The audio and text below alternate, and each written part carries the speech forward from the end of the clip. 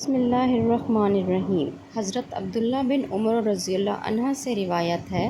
ایک بار رسول اللہ صلی اللہ علیہ وآلہ وسلم ممبر پر رونق افروز ہوئے اور 3 بار قسم کھا کر ممبر سے نیچے اتر آئے اور فرمانے لگے، تم سب کے لیے ایک خوشخبری ہے، جو شخص 5 نمازوں کو پابندی کے ساتھ پڑھے گا اور کبیرہ گناہوں کے ارتکاب سے بچے گا تو وہ جنت میں جس دروازے سے چاہے گا داخل ہو جائے گا۔ اسی روایت کے ایک راوی مطلب کہتے ہیں،